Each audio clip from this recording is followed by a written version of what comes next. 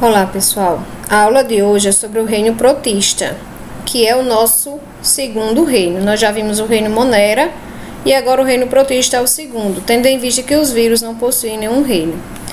Então, o reino dos protistas ele é formado principalmente pelos protozoários e pelas algas, alguns tipos de algas, mas nós não abordaremos elas hoje. Ficará para a nossa próxima aula. Combinado?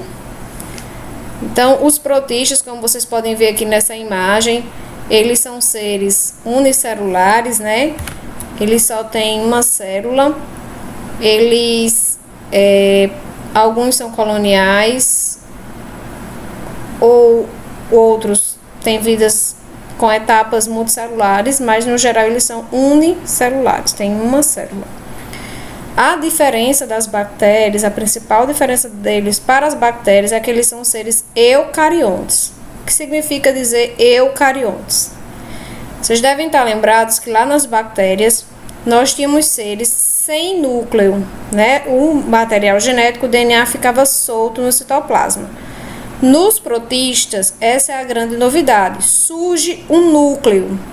Eles passam a possuir um núcleo individualizado, onde esse DNA fica guardado dentro do núcleo. E essas células, nós chamamos elas de células eucariontes. Eles são heterótrofos, significa dizer que eles não conseguem fazer fotossíntese, ou seja, eles precisam buscar seu alimento, eles precisam de outros indivíduos para se alimentar, então eles são heterótrofos. Os representantes das algas azuis, que são as cianofíceas, essas sim são autótrofas. Mas os protozoários, no geral, nós vamos ver que eles são heterótrofos e possuem uma digestão intracelular. Intracelular porque acontece dentro da própria célula. Eles, na maioria, têm vida livre, porém alguns são parasitas. E esses que são parasitas, assim como outros indivíduos parasitas, eles causam doenças. Então, eles têm características bastante semelhantes a animais. Então, em um passado bem distante, eles eram classificados no grupo dos animais. Porém, essa particularidade deles só possuírem uma única célula fez com que fosse criado um grupo, um reino só para eles. Eles possuem locomoção, ingerem os alimentos e tem a ausência de parede celular, que nas bactérias nós vimos que elas possuíam parede celular, porém os protozoários não possuem, que os protozoários e as bactérias também durante um tempo mantiveram-se em um mesmo grupo, por serem ambos unicelulares. Porém, com o avanço da tecnologia, dos microscópios, percebeu-se que as bactérias tinham parede celular, eram procariontes, e os protozoários eram eucelulares ou eucariontes e também não possuíam parede celular. Por isso que eles foram separados em grupos diferentes, em dois reinos. Monera para as bactérias, protistas para os protozoários. E como é a reprodução desses protozoários?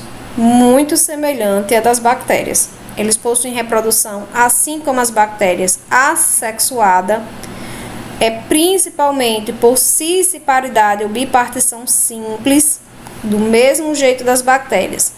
Nessa primeira imagem a gente vê um paramécio, que é um protozoário se dividindo em dois. E aqui é aquela primeira imagem que eu mostrei para vocês do protozoário, que é a famosa ameba, que causa diarreia, né? Talvez alguns de vocês sejam até possuidores ou portadores da ameba. Também aqui se dividindo em duas. E aqui nessa imagem de baixo nós temos a fotografia de um esporozoário, que é o protozoário causador da malária. Então eles também têm a característica de múltiplas divisões, que é o caso do esporozoário. Porém, eles também podem, assim como as bactérias, possuir uma reprodução sexuada, que seria uma reprodução por conjugação, que é aquela famosa troca de material genético. Não existe protozoário macho e fêmea, né? Eles não têm sexo, porém eles podem se aproximar um do outro, como vocês veem nessa imagem, e haver troca de material genético por conjugação, como acontece lá com as bactérias também. Então, os protozoários, eles são divididos em 4 grupos de acordo com a sua forma de se locomover. O primeiro grupo que eu vou apresentar para vocês é o grupo dos sarcodíneos, ou risópodes. Os sarcodíneos, ou risópodes, eles possuem uma locomoção por pseudópodes. E o que são pseudópodes? Falsos pés. Significa dizer o quê? Ele, gente, joga essa protuberância aqui do corpo, ó, e vai se escorregando por essa parte. É como se fosse quando a gente joga água no chão e a água vai encontrando um caminho. Ela não vai se escorregando para um lugar, para o outro. Isso seria uma locomoção por pseudópodes, por falsos pés. Ela vai se arrastando para a área onde ela tem mais interesse, provavelmente buscando alimento. Então, tem uma desnutrição por fagocitose, que é o quê? Aquela capacidade de englobar, de abraçar o alimento e trazer para dentro de si, né? É uma digestão intracelular, como os outros, como eu já falei para vocês. Possui vida livre, eles são aquáticos em boa parte, que aqui a gente está representado por uma ameba, mas a gente sabe que existem vários outros tipos de protozoários do tipo sarcodíneo risópodes. E como a ameba, alguns são parasitas. Uma característica é que eles possuem vacúolos pulsáteis ou contráteis, que serve para o seu controle osmótico, muito comum nos protozoários que têm vida livre e vivem em água doce. O que é que acontece? A água doce entra no corpo deles e se ele deixar essa água entrar à vontade, ele vai explodir. Então, ele faz esse controle osmótico jogando parte dessa água para fora, exatamente com esses vacúolos pulsáteis. Professor, e o que é que tem de curioso nisso? O que tem de curioso é que nos protozoários de água salgada, esse vacúolo pulsátil ou não existe ou é atrofiado.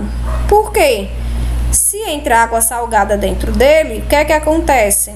Ele vai ficar com muitos sais dentro do corpo e vai morrer por desidratação.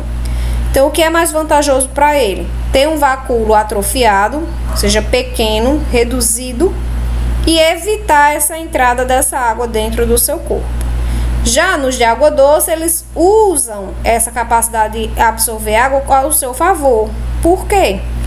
Toda vida que eles estão cheios de água, que eles vão jogar essa água para fora, eles impulsionam o corpo para o lado oposto. Se ele impulsiona a água nesta direção, que eu estou mostrando para vocês, o corpo dele caminha para o outro lado. Além dele obter alimentos através dessa água que entra no corpo dele, pequenas partículas alimentares. Então, também tem uma reprodução assexuada por divisão binária. E aqui, como eu já falei para vocês, é a famosa ameba. Aqui é o movimento que eu tinha explicado para vocês, ó. Aqui está a comida e ele vai se jogando os seus pseudópodes, os seus falsos pés, para abraçar esse alimento por fagocitose, como vocês veem na terceira imagem, na figura da letra C. Exemplos de sarcodíneos são inúmeros. A amoeba, a diflúgia, a arcela, a globigerina. Percebam que alguns possuem flagelos, que também podem ajudar a funcionar como seus pseudópodes para se movimentar, eles como se fossem espinhos. A gente tem os foraminíferos e tem os radiolários. Os radiolários, eles emitem luz, são bioluminescentes, são bem famosos. Segundo tipo de protozoário são os flagelados. Os flagelados, mais conhecido de todos, é o famoso Trypanosoma cruzi, que é o causador da famosa doença de Chagas, que é transmitida pelo barbeiro, né?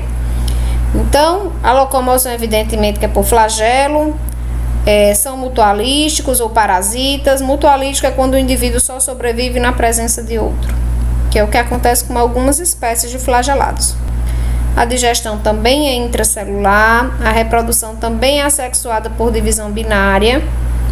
E um exemplo de mutualístico é a triconinfas, SP, e de parasita, como eu já havia explicado para vocês, o famoso Trypanosoma cruzi, causador da doença de Chagas. Aí eu tenho também a Giardia lambda, que também é causadora de diarreia em seres humanos. A Leishmania brasiliense, que é a famosa causadora da leishmaniose. Todas essas são as doenças que nós vamos estudar posteriormente, mas quem tiver a curiosidade e o interesse de já ir pesquisando, é muito importante. E estão aqui eles, né? Aqui é a giardia linda, né? Parece que tem 2 olhinhos, parece uma corujinha. A tricomonas. A tricomonas ela é encontrada na flora vaginal das meninas. Provoca coceira, mau cheiro, que gera uma doença chamada tricomoníase, para quem quiser ir pesquisando. A triconinfa, a espirotriconinfa, que é uma familiar, uma prima da triconinfa. Os ciliados, como o nome já diz, são os que possuem cílios.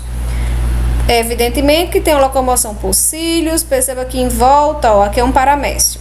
Aqui em volta dele nós temos vários cílios. A nutrição é pelo suco oral.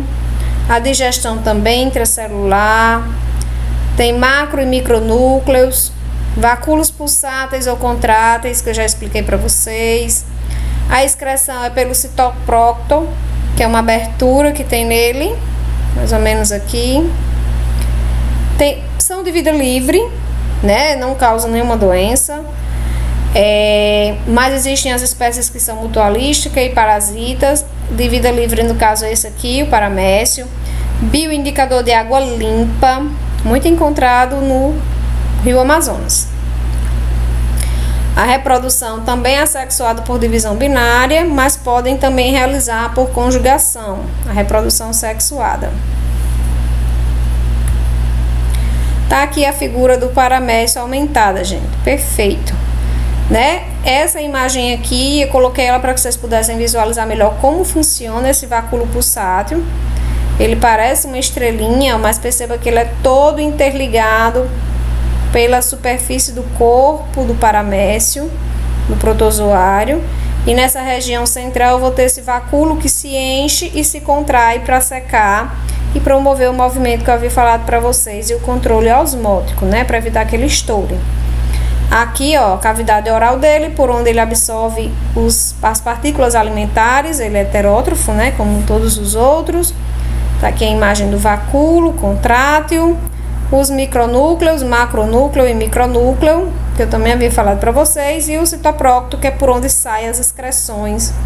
Tá aqui, ó, o alimento entra, passa por um processo digestivo e sai, passa pelo vacúolo e sai depois pelo citoprócto. Exemplos de ciliados. Nós temos os eufólites, os dileptos, os tetraminer, os steptos, os vortícelas e os otarmínulos. São todos nomes em latim, gente. Por isso vocês acham estranhos. Mas são lindos eles. Aqui é a reprodução por conjugação, ó. Que é um tipo de reprodução sexuada. Se aproximaram, trocaram material genético aqui. E eles agora estão diferentes dos de origem. Por quê? Porque o de baixo possui um pouquinho do material genético do de cima e vice-versa. E por fim, os esporozoários, que é o último grupo de protozoários. Diferente de todos os outros três, eles não possuem estrutura de locomoção, certo?